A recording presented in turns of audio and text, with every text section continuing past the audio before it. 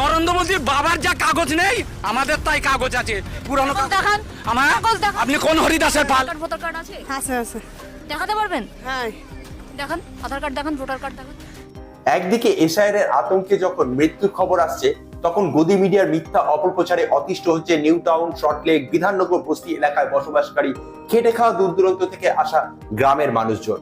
যদিও এই সমস্ত গদি মিডিয়ার মুখোশ খুলতে বেশি সময় লাগেনি। বিজেপি নেতা শুভেন্দু অধিকারীর দাবি কোথাও যেন ধোপে টিকছে না। এবার কোথায় মুখ লুকোবে বিরোধী দলনেতা শুভেন্দু অধিকারী? কারণ এই ভিডিওতে তথ্য সহকারে আপনাদের সামনে গদি মিডিয়া যে মিথ্যা অপপ্রচার করছে তার মুখোশ খুলবো।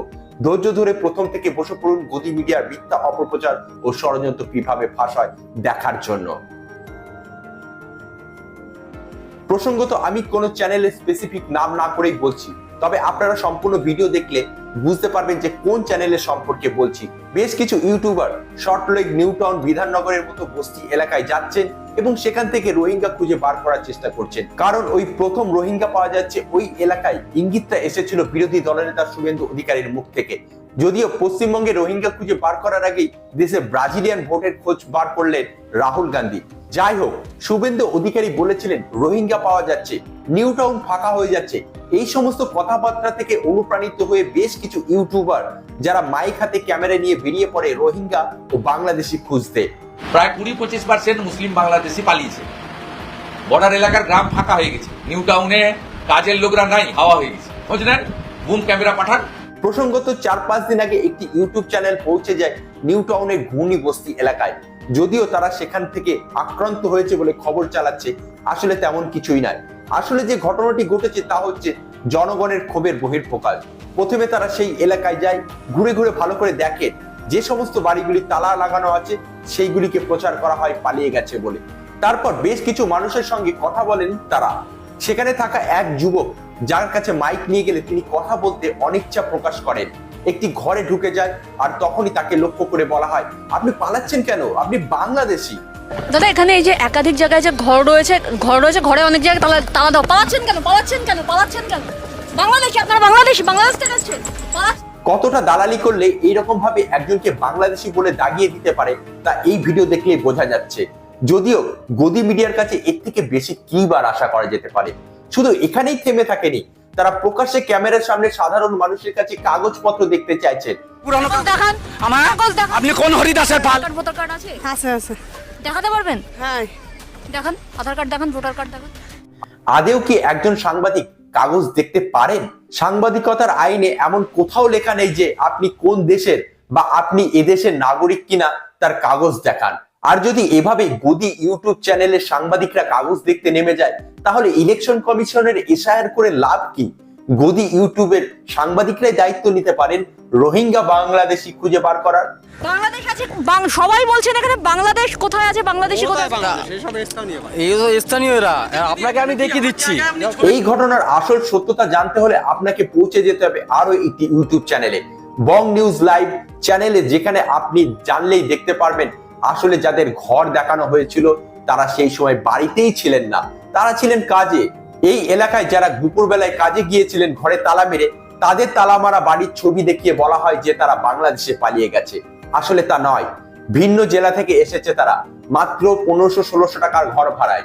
এই এলাকায় অনেকেই রয়েছে যারা ভিন্ন এলাকা থেকে এসে খেটে খায়।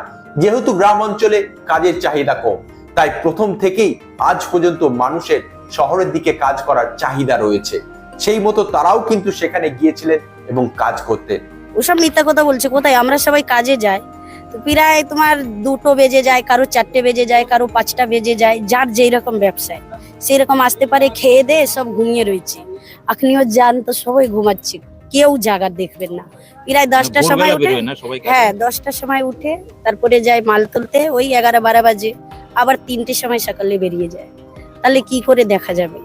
যাই হোক, শেষ পর্যন্ত উত্তেজিত জনতার তাড়া খেয়ে পালাতে হয় ওই সমস্ত গদি ইউটিউব সাংবাদিকদের। যদিও তাদেরকে সাংবাদিক বলা যায় কিনা তা নিয়ে রয়েছে একাধিক প্রশ্ন। যদি আপনি সাধারণ মানুষের হয়ে প্রশ্ন করতেন যে পশ্চিমবঙ্গে কাজ নেই কেন, যদি আপনি প্রশ্নটা পশ্চিমবঙ্গের মুখ্যমন্ত্রী মমতা বন্দ্যোপাধ্যায়ের উদ্দেশ্যে করতেন, তাহলেও আপনাকে মানুষ সমর্থন করত না। আপনি চলে গেলেন বেছে বেছে বাংলাদেশি এবং রোহিঙ্গা খুঁজতে। আসলে মোটিভেশনটা আসছে বিজেপির কাছ থেকে। এই এলাকায় এই যে রোহিঙ্গা করে একটা বাংলাদেশি সব পালিয়ে যাচ্ছে, ঘর তালা মারা ইত্যাদি ছবিগুলো আপনাদের কদিন ধরে দেখানো হচ্ছে, গত দুদিন ধরে। এখান থেকে যা ভুলভাল তথ্য পাচ্ছেন সেখান থেকেই ভুলভাল খবর পরিবেশন করছেন। তাহলে কি আপনারা পেইড ইউটিউব চ্যানেল বলা যায় না? যদিও ইতিমধ্যে সাধারণ মানুষ আপনাদেরকে পেইড ইউটিউব চ্যানেল বলতে শুরু করে দিয়েছে। এছাড়াও বেশ কিছু ইউটিউবার যারা সত্যকে তুলে ধরার জন্য সেখানে গিয়েছিলেন, সাধারণ মানুষের সঙ্গে কথা বলেছেন এবং বোঝার চেষ্টা করেছেন আসলে কি ঘটনা ঘটেছে। আর সেই সমস্ত ভিডিও থেকে ভালো করে স্পষ্ট বোঝা যাচ্ছে যে এটা গুজব ছড়ানো ছাড়া আর কোনো কিছুই নয়। এক প্রকার কোনো দলের দালালি করার চেষ্টা করছে ওই সমস্ত গদি ইউটিউব চ্যানেলের সাংবাদিকরা, যারা শুধুমাত্র তালা দেওয়া ঘরের ছবি তুলছেন এবং বলছেন এরা বাংলাদেশে পালিয়ে গেছে। একের পর এক এই ঘটনায় অতিষ্ঠ হয়ে পড়েছে নিউ টাউন ঘুনি এলাকার বসবাসকারী মানুষজন। তারা কিছুটা হলেও আতঙ্কে রয়েছে, তাদেরকে দেখলেই তা স্পষ্ট বোঝা যায়।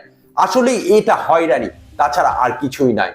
একটা গুজব ছড়ানোর চেষ্টা, যা বকলমে পশ্চিমবঙ্গকে কালিমালিপ্ত করার একটা সুপরিকল্পিত ঘটনা। আমাদের কথা শুনে মনে হচ্ছে যে আমরা বাংলাদেশি, কিন্তু আমাদেরকে বাংলাদেশে জোর করে বানানো হচ্ছে। কিন্তু এই যে বারবার ছড়াচ্ছে, আমাদের বাচ্চা কাচ্চাগুলো পর্যন্ত ভয় খেয়ে যাচ্ছে যে এত মিডিয়া কেন আমাদের পাড়াতে, আগে তো ছিল না। এবার আপনার মনে প্রশ্ন জাগতেই পারে, এই ঘটনার কি কোনো সমাধান নেই? হ্যাঁ, অবশ্যই রয়েছে, কারণ কোনো সাংবাদিকের অধিকার নেই আপনার নাগরিকত্ব জানার। এছাড়া যদি আপনাকে এইভাবে হয়রানি এবং সম্মানহানির চেষ্টা করে, তাহলে আপনি অবশ্যই আইনের পথে হাঁটতে পারেন। আজকের এপিসোডে শুধুমাত্র নিউ টাউন ঘুনি এলাকার একটি ছোট্ট ঘটনা আপনাদের সামনে তুলে ধরলাম। আগামী দিনে কমেন্ট করবেন, অবশ্যই এই ধরনের ইউটিউব চ্যানেলের পেইড মিডিয়াদের সম্পর্কে আরো ভিডিও বানাবো। চ্যানেলে নতুন হয়ে থাকলে চ্যানেলটিকে সাবস্ক্রাইব করবেন, আর অবশ্যই আমাকে সাপোর্ট করার জন্য বেল আইকনটিতে প্রেস করবেন। Thanks for watching.